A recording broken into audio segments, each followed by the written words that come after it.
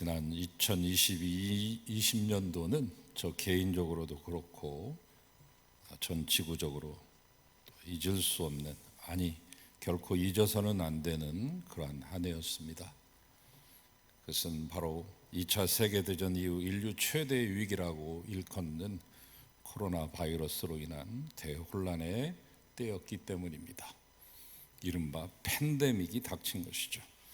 일찍이 우리나라의 민족 종교 가운데 통학이랄지 원불교랄지, 특별히 강일 순이 창시한 증산도 같은 곳에서는 후천 개벽을 이야기하면서, 특별히 증산도에서 쓰고 있는 경전이 도전인데, 도전 7편 36장에 보면 천연두가 생겼다가 없어질 것이다, 후천 개벽을 예고하는 손님으로 우리나라에서 다시 대발한다 라고 하는, 그러니까 후천 개벽 직전에, 선천에서 후천으로 바뀌는 그 직전에 시두, 천연두 같은 것이 발병하는 대병난, 대병겁이 올 것이라고 그렇게 예언했죠. 그래서 지금 이 코로나 전국에서 가장 신난 종교는 증산도입니다. 그래서 거 봐라, 우리가 이렇게 예언했지 않느냐, 그러니 너희도 후천 개벽을 위해서 뭔가를 준비해라, 너희들이 살아남기 위해서는 태울주 주문을 외워야 하느니라, 이렇게 하면서 포교 활동에 박차를 가하고 있는 시점이죠. UCLA의 생리학자 또는 지리학자인 이 제라드 다이아몬드라고 하는 과학자가 총균세라고 하는 책을 썼습니다. 그러니까 병균이 인류에게 미친 영향을 역사적으로 서술했었는데, 뭐 그런가 보다 하다가 막상 우리에게 코로나라는 이름의 바이러스가 엄습하자 우리는 대혼란에 빠지고 말았습니다. 제대로 손 한 번 써보지 못한 채, 악소리도 못 낸 채. 더욱 암담한 것은 이 팬데믹 현상이 언제 종결될지 아무도 모른다는 것이죠.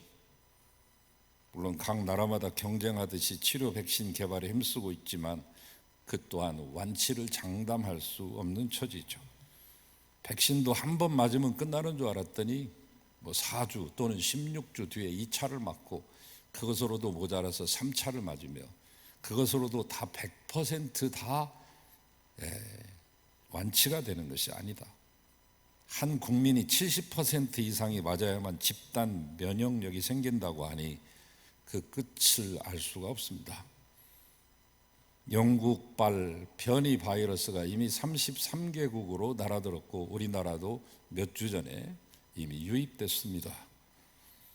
코로나 바이러스 고치는 동안에 다른 변이 바이러스가 움직이고 있으니 이제 어떻게 막아낼 수 있을지, 언제쯤 우리는 이 답답한 마스크를 벗어낼 수 있을까요? 히브리 대학교 교수이자 역사학자이면서 유명한 명저 호모 사피엔스를 저술한 유발 하라리가 코로나 바이러스가 발발한 지 얼마 안 돼서 불과 한 달도 채 되기 전에 2020년 3월에 이런 말을 남깁니다. 코로나 바이러스 사태로 인해 오랫동안 심사숙고해서 결정해야 될 일들이 매우 빠르게 결정될 것이며, 그 선택과 결정이 앞으로 오랜 시간 동안 우리의 삶을 결정할 것이라고 예견하기도 했습니다. 인류 역사가 코로나 바이러스 사태를 기점으로 BC와 AD로 나뉜다, Before COVID와 After Disease로 나뉜다, 인구에 회자되는 말이기도 했습니다. 그것은 코로나 바이러스 재앙 이전과 이후의 삶이 크게 달라질 것이라는 예언적인 표현이죠. 그 예언은 이미 현실화되었고 지금도 여전히 진행형입니다. 그 가까운 신뢰로 코로나 바이러스가 기승 부리는 동안 여러 단계의 형태를 띤 정부의 방역 방침에 따라서 지난 수개월 동안 예배를 교회당에서 드리지 못한 사상 초유의 사태를 맛보기도 했었습니다. 태어나서 처음으로, 저나 여러분이나 처음으로 성탄 예배와 송구영신 예배를 집에서 드려야만 했습니다. 누가 상상이나 있겠습니까? 지금도 비대면 영상 예배로 드리고 있지 않습니까? 내일이면 끝날 줄 알았던 2.5단계 5인 이상 집합금지가 더 연장이 되어서 수도권에 1월 셋째 주 1월 17일까지 연장되면서 교회 안에서는 모든 모임과 그리고 식사가 다 금지됐죠. 자, 한국에 대해 한국인보다 더 잘 알고 있고 촌철살인으로서 사람의 마음을 사이다처럼 시원하게 해주며 그리고 그 해법 또한 명쾌하게 서술하는 노르웨이의 오슬로 대학의 박노자 교수는 코로나19로 인해 적어도 3가지 신화가 무너졌다고 말한 적이 있습니다. 첫째, 선진국 신화; 두 번째, 미국 신화; 세 번째, 시장 신화.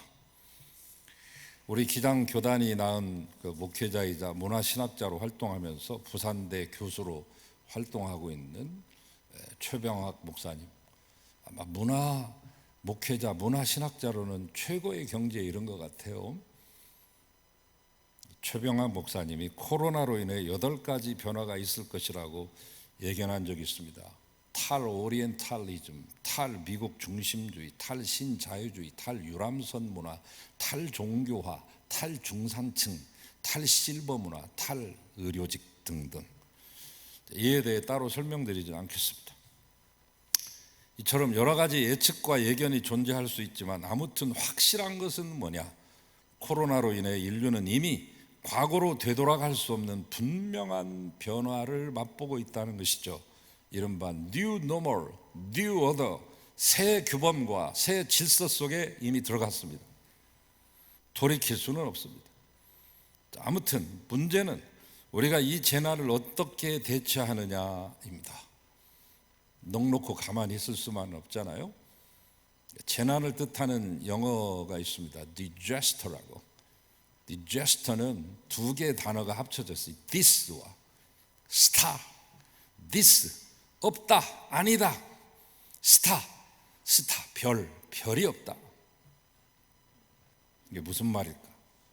우리네 옛 조상님들, 특별히 고기 잡는 뱃사람들, 이 항해자들은 별을 보고 항해를 했습니다. 나침반이 발견되기 이전까지는 별을 보고 항해를 했습니다. 아니, 나침반이 발명된 이후에도 별을 보고 항해합니다. 특별히 예수님 당시에 지중해와 에게해를 항해하던 섬 6,000개가 있는, 우리나라 저 신안군은 섬이 1,004개가 있다고 해서 천사의 섬이라고 말합니다만 그리스는 섬이 6,000개가 있습니다. 이 고대 그리스인들은 망망대해를 항해하면서 별을 보면서 항로를 찾았습니다. 그 가운데 특별히 북극성을 보았죠. 북극성이라고 하는 것은 우리나라 이 민간 신앙 가운데서 태일신이 거하는 태을천이다. 그곳에 상원군이 산다. 특별히 증산교가 그것을 강조합니다만 영어로 말하면 폴라리스. 북극성이나 북두칠성을 보고 항해합니다. 만약에 그 별이 사라진다면 그것은 곧 배가 방향을 잃는다는 말로서 죽음을 의미하는 것이죠. 바로 여기에서 disaster, 재난이라고 하는, 별이 사라졌다, 별이 없어졌다, 그러므로 곧 재난이다 라고 하는 영어 단어가 생겨난 것이죠. 그렇다면 이 재난을 이겨내는 방법은 의외로 쉽고도 간단할 수가 있습니다. 어떻게? 잃어버린 별 찾으면 됩니다. 마태복음에 보면 동방 박사들도 별을 보고 아기 예수님을 찾아오지 않습니까? 불의와 폭력으로 가득했던 그 팍스 로마나, 로마의 제국의 그 강권적으로 권력으로 총칼로 다스리던 그 암울했던 그 땅에 희망으로 오신 예수님을 바로 별을 보고 찾아낸 것입니다. 그렇습니다. 주님은 이 땅의 재난 가운데 있는 사람들을 소망의 땅으로 이끄시는 별이십니다. 그러므로 재난에서 허덕이고 있는 우리가 찾아야 될 것은 바로 그 별입니다. 코로나는 우리에게 재앙이지만 어찌 보면 코로나는 우리에게 좋은 기회가 될 수도 있습니다. 코로나를 지난 10개월 동안 가만히 되돌아보니까 나쁜 것만은 있었던 거 아닌 것 같아요. 이 예배를 드리는 이 인원들도 사실은 정확히 따져보면 주일에 와서 또는 수요일에 새벽에 와서 앉아서 드리는 인원보다 1.5배 내지 2배가 더 많이 드리고 있습니다. 저 멀리 부산에 계신 안광옥 권사님에서부터 7시에는 도저히 수요일에 나오실 수 없는 직장인들, 끝나고 나서 집에서 또 자기가 경건의 시간을 가지면서 9시, 10시에 따로 수요 예배를 또 드리는 그런 분들도 생겼고, 새벽에 추운데 굳이 이곳에 오시지 않아도 가정에서, 어제 전화 드리는 중에 아프신 권사님이 새벽에 날마다 깨어서 이 영상으로 예배를 드린다는 말씀을 들었는데, 기회가 됩니다. 자신을 돌아볼 수 있는 기회, 회개할 수 있는 기회, 주님께 다시 돌아갈 수 있는 기회, 그리하여 참된 나를 발견하여 참 신앙으로서 살아갈 수 있는 기회를 준다는 것이죠. 진아, 참 나를 발견하며 참 나를 있게 하신 그분, 하나님을 만날 수 있는 가장 적합한 시기이기도 하죠. 올 총회의 표어는 뭐냐면, 여기 나와 있듯이 주께로 돌이키사 진리와 사랑으로 살게 하소서. 같이 한번 따라하시죠. 주께로 돌이키사 진리와 사랑으로 살게 하소서.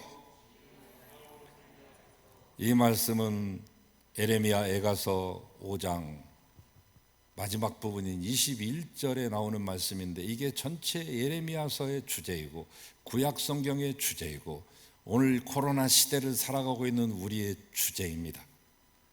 여호와여 우리를 주께로 돌이키사 그리하시면 우리가 주께로 돌아가겠사오니 우리의 날을 새롭게 하사 옛적 같게 하옵소서.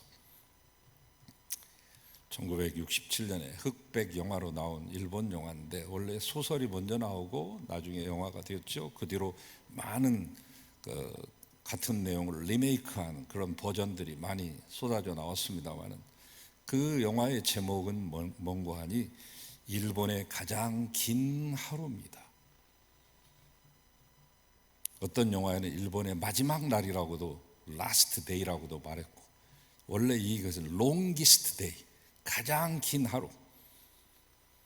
1945년 8월 14일 정오부터 1945년 8월 15일 정오까지 이루어진 24시간 동안에 이루어진 일본 열도에서 벌어진 긴박한 순간을 다룬 작품이죠. 포츠담 선언에서 미국과 중국과 소련이 일본을 이제 패전국으로 해가지고 일본을 분할 통치하느냐 뭐 하느냐 신탁 정치하느냐 자기들끼리 얘기했을 거 아니에요. 일본에게 기한을 줬습니다. 8월 15일까지 항복하라고. 그러자 일본 군부에서 난리가 났습니다. 항복하자고 하는 파와 끝까지 싸워야 된다고 하는 사수파, 저항파들이 나눠가지고, 항복하자고 하는 파들은 주로 나이 드신 분들이고, 사수해야 된다고 하는 사람은 젊은 장교들입니다. 사수해야 된다고 하는 젊은 장교들이 쿠데타를 일으켜가지고 NHK 일본 방송국을 점령합니다. 그러자 다시 동부사령부에서 인원을 풀어가지고 그 쿠데타 세력을 타도하고 NHK를 확보하죠. 그 다음날 히로히토 천황이 NHK에 가서 항복한다고 하는 선언을 정오하게 됩니다. 그것이 일본 역사상 가장 긴 하루였다 해서 일본의 가장 긴 하루라고 하는 영화가 만들어졌는데, 예레미야는 지금 예루살렘의 가장 긴 하루를 맞이하고 있습니다. 때는 바야흐로 BC 586년 바벨론의 침공이 세 번째 있었는데, 마지막 침공인 586년 느부갓네살 통치 제19년 5월 17일이었습니다. 오늘의 이 말씀은 느부갓네살 통치 19년 5월 17일에 쓰여진 말입니다. 나라를 잃은 이 예레미야는 생각했습니다. 그리고 두려웠습니다. 혹시나 우리가 지금 하나님께 잊혀진 것은 아닐까. 그래서 다시 시온에 돌아가 옛적 같게 되기를 갈망하고 있습니다. 우리를 새롭게 하사 옛적 같게 하소서. 마치 우리가 지금 코로나 이전의 일상으로 돌아가고 옛적 같은 생활을 갈망하고 있듯이 예레미야가 그처럼 하소연합니다. 그렇지만 예레미야는 그 모든 것이 하나님께서 돌이켜 주셔야만 가능하다고 말하고 있습니다. 그렇지 않으면 돌아갈 방도가 없다고 말하고 있습니다. 아니, 지가 그냥 돌아가면 되는 일이지 왜 하나님 보고 굳이 돌이켜 달라고 하는 겁니까? 귀찮겠으리, 창피하겠으리, 째째하겠으리, 지가 돌아가면 되잖아요. 그러나 여기서 주께서 우리를 돌이키사, 탕자도 하나님께서 그의 마음을 돌이키실 때 즉시 일어나 아버지께로 돌아갔듯이, 또한 바울도 다메섹에서 주께서 그를 돌이키시기 전까지는 크리스찬을 박해하고 그것이 하나님을 향한 열망이요 열심인 줄 알았듯이 말이죠. 그러나 하나님이 그를 돌이키자 그는 이렇게 고백했지 않습니까? 내가 이제 그리스도와 함께 십자가에 못 박혔나니 이제 내가 하나님을 아는 아들을 아는 믿음 안에 사는 것이다. 우리는 연약한 죄인인지라 주께서 돌이키셔야만 돌아갈 수 있습니다. 강력한 하나님의 주권과 이끄심이 있어야 됩니다. 그래서 이번 105회 총회의 표어는 목사님들과 신학자들이 지난 코로나 기간 동안 계속 6개월 동안 머리를 맞대고 기도하면서 세운 주제입니다. 주께서 우리를 돌이키사, 우리를 새롭게 하시고 옛적과 같게 하소서. 모두 누가 주어냐? 하나님이 주어입니다. 주여 우리를 돌이키사 진리와 사랑으로 행하게 하소서. 돌이키시는 분도 하나님이요 진리와 사랑으로 살게 하시는 분도 하나님이라고 합니다.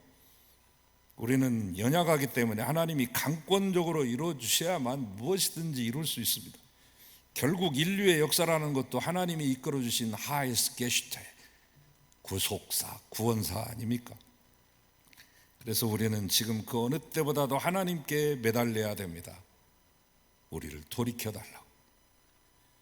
자, 이 말은 오해가 있기 쉬운데, 그러면 우리 인간 편에서는 아무것도 하지 않고 하나님의 이끄심에 그냥 수동적으로 피동적으로 끌려만 가면 된다는 의미인가? 아닙니다. 우리도 뭔가를 해야죠. 가만히 있어서는 안 되죠. 왜? 아무것도 하지 않으면 아무 일도 일어나지 않기 때문에 그렇습니다. 하나님께서는 우리를 당신께로 돌이키시고 우리 인간 편에서는 그분께 돌아가려는 의지와 행위가 있어야 돼. 그래야 스파크가 일어날 거 아니에요. 시너지가 생길 거 아닙니까? 신학적인 용어 가운데 시너지즘이라고 하는 용어가 있어요. 신과 인간이 같이 협력한다. 시너지즘이 그 뜻입니다. 그러니까 회심이나 회개라고 하는 것도 하나님의 은혜와 인간의 자유의지와 협동에 의해서 이루어진다. 이렇게 보는 것이 신인 협력설인데, 거기 물론 반대도 있어요. 하나님 동력설, 하나님 혼자 무력으로 강권적으로 이끌어가는 것이 인간들이 뭘 할 수 있겠어? 이렇게 말하는 모너지즘도 있습니다만은, 그러나 모너지즘만 갖고는 안 되죠. 시너지즘, 하나님의 의지와 인간의 행위가 함께 만났을 때 스파크가 일어나고 상승작용, 시너지가 일어날 수 있습니다. 코로나와 같은 팬데믹이 왜 발생했습니까? 인간의 탐심과 탐욕으로 인해 환경 파괴하자 하나님의 창조의 질서가 무너져 내린 거 아닙니까? 수십 년 전부터 그토록 예고하고 경고했건 결국 그분 안에 거하지 못한 것 아니겠습니까? 자, 그렇다면 복잡하고 어렵게 생각하지 마십시오. 해법도 어렵고 먼 곳에 있지 않습니다. 쉽고도 가까운 곳에 있습니다. 주님을 떠났으니까 주님 안에 거해야 됩니다. 주님 안에 거하려고 하면 주께로 돌아가는 작업이 선행되어야 됩니다. 우리는 지금 주품 안에서 너무나도 멀리 떠나와 있습니다. 이제는 그분께로 돌아가야 될 때, 제가 종교계 500주년이 되던 해 2007년과 그 이듬해 2018년까지, 아니 재작년 2019년 시편 119편 전체를 1년 내내 강의하는 그 순간까지 3년 연속 제가 외친 말이 있습니다. Ad fontes, 원어로 말하면 근본의 샘을 향하여, 생명의 샘을 향하여 가자라고 하는 것은 본질로 돌아가자라고 하는 외침이죠. 그 본질이 뭡니까? 그리스도입니다. 모든 것에 모든 것이 되시며 모든 문제의 해결사가 되시는 우리 주님 말입니다. 이제는 그 스타, 별을 찾아가야 될 때입니다. 저는 미래학자가 아니니까 2021년도가 어떻게 전개될지 예측할 수 없습니다. 그냥 추측은 하지만 예측까지도 감히 못하겠습니다. 저는 저 위대한 선지자들처럼 단 한마디도 예언할 수 없습니다.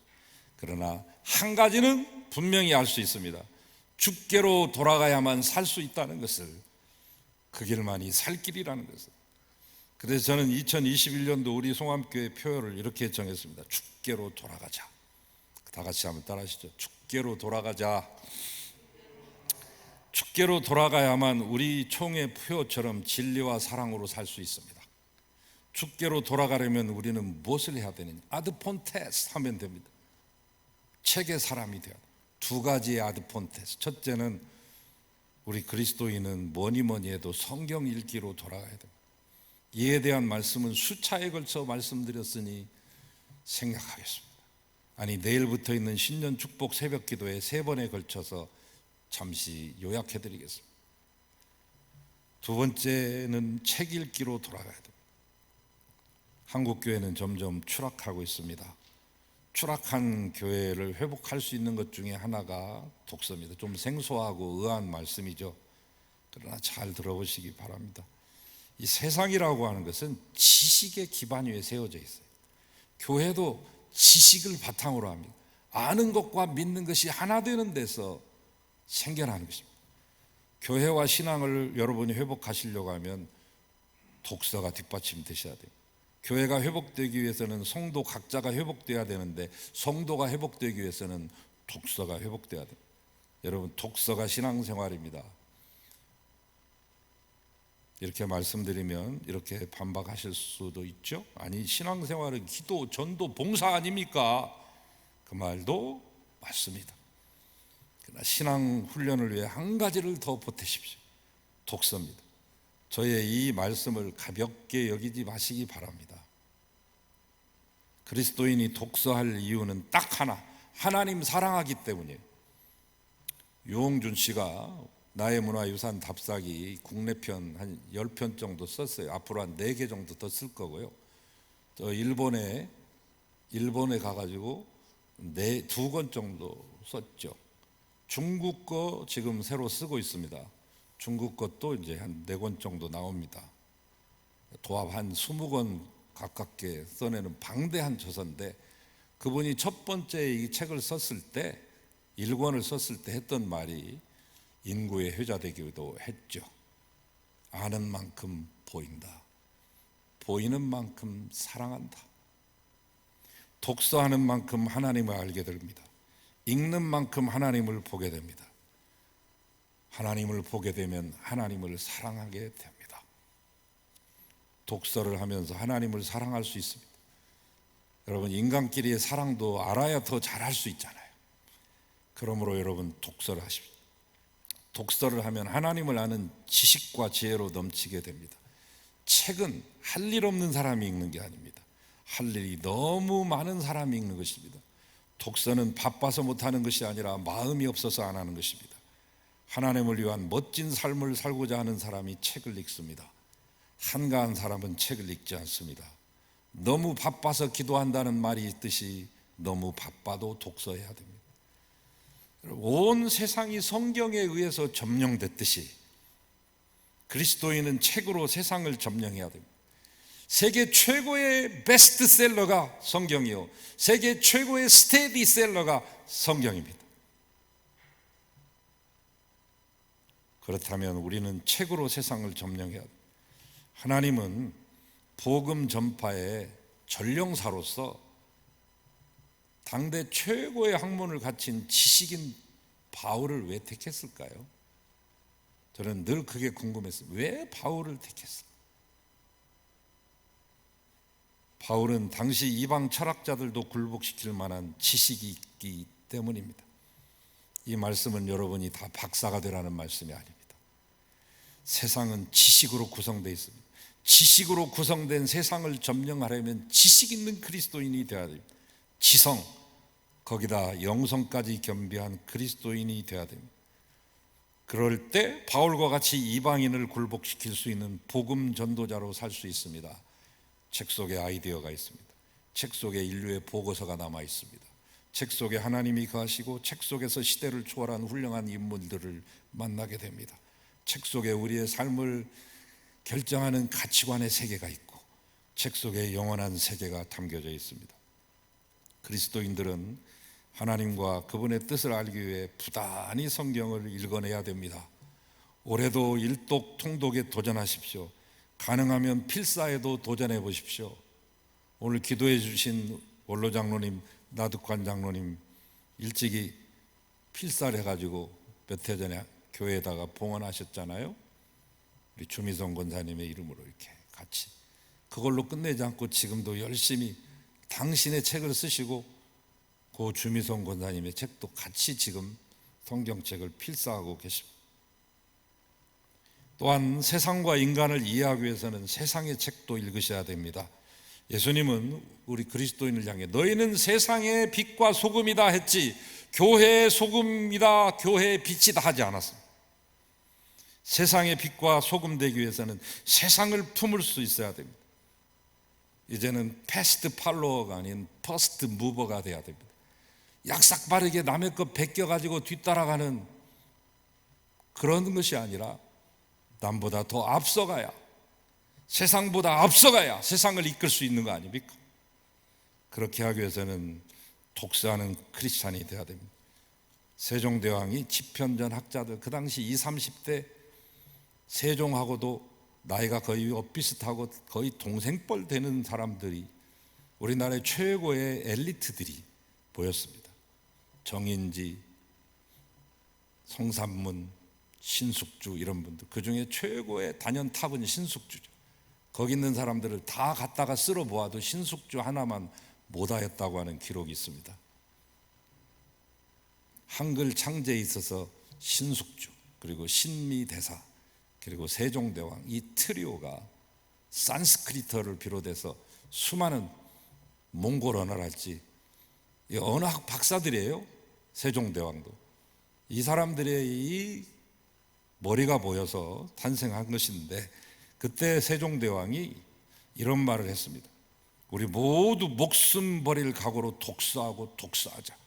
조상을 위해, 부모를 위해, 후손을 위해 여기서 일하다가 같이 죽자. 그래서 훈민정음이 탄생한 것입니다. 그리하여 575년이 지난 지금도 우리가 세상에서 가장 과학적인 문자라고 일컬음받고 칭송받는 그 문자의 혜택을 누리고 사는 거 아닙니까? 그리스도인이 책의 사람, 즉 성경과 세상의 책, 그 중에서도 양서, 그 중에서도 거룩한 독서하는 사람이 될 때 교회가 다시 일어나고 복음의 능력이 나타난다면 이것이 곧 우리와 우리 후손을 위하는 길이 아닐까요? 그리스도인은 이 두 날개로 올라야 됩니다. 하나는 성경, 하나는 독서. 하나로는 부족합니다. 한 날개로 하다가 바닥거리다가 곤두박질 칩니다. 하나님의 책인 성경과 사람의 책으로 함께 무장해야 됩니다. 그래야 날아오를 수 있습니다. 1953년 우리 교단은 온갖 형태의 바리새주의를 배격하고 복음의 자유와 신앙 양심의 자유를 확보한다는 대의를 앞세워 새 역사의 첫걸음을 내디딘 교단입니다. 그것이 곧 종교개혁의 정신이자 프로테스탄티즘의 정신이었습니다. 이러한 신학적인 토대를 놓고 목숨을 아끼지 않고 민주화와 통일운동 최선봉에 서서 한국교회 신앙운동과 신학운동의 주도적인 역할을 했던 자랑스러운 교단 아닙니까? 그러나 지금의 우리는 어떻습니까? 우리 교단의 주제가처럼 하나님의 말씀을 새롭게 듣습니까? 하나님 말씀 따라 항상 개혁하고 계신가요? 시대의 흐름을 읽어내기 위해 세상의 지식과 정보에 능통하셨습니까? 주님은 말씀하셨습니다. 먼저 된 자가 꼴찌 될 수도 있다고. 우리가 그토록 비판했던 자들의 악취나는 교만이 어느새 우리의 것이 되었을 수도 있습니다. 그러므로 항상 말씀에 비춰 돌아보는 돌이키는 생각, 돌이키는 정신이 끊이지 않아야 됩니다. 그 길밖에 없기 때문에 그렇습니다. 주께로 돌아가는 길. 그만 긴 말을 들어놨습니다. 이제 마무리하겠습니다. 시대가 어렵습니다. 작년보다 더 어려울 수도 있습니다. 작년에는 어느 정도 경제가 그래도 버텨준 겁니다. 올해는 경제가 더 어려워질 것입니다. 이렇게 말하고 있지만 저도 한치 앞을 조망할 수 없습니다. 그러나 겁내지 맙시다. 주님이 계십니다. 이제 우리의 살 길은 하나, 그분께 돌이키는 것입니다. 본질로 돌아가신 것입니다. 책의 사람 되는 것입니다. 하나님과 그분의 뜻을 알기 위해 그 어느 때보다도 성경을 부단히 읽으시고 세상과 인간을 이해해내기 위해 세상의 좋은 책도 읽으십시오. 교회가 이를 위해서 여러 가지 방법으로 여러분을 도울 것입니다. 구체적인 방안은 앞으로 계속해서 말씀드리겠습니다. 2021년도 올해도 주님께서 함께 하실 것입니다. 주님의 은혜와 평강이 함께 하시기를 바랍니다. 주님께로 돌아가는 길이 살 길임을 알게 하시고 주께로 돌이키게 하시옵소서. 그리하여 우리의 날을 새날과 같게 하사 옛적과 같은 귀한 아름다운 삶을 회복하게 하시옵소서. 예수 그리스도의 이름으로 기도하나이다. 아멘.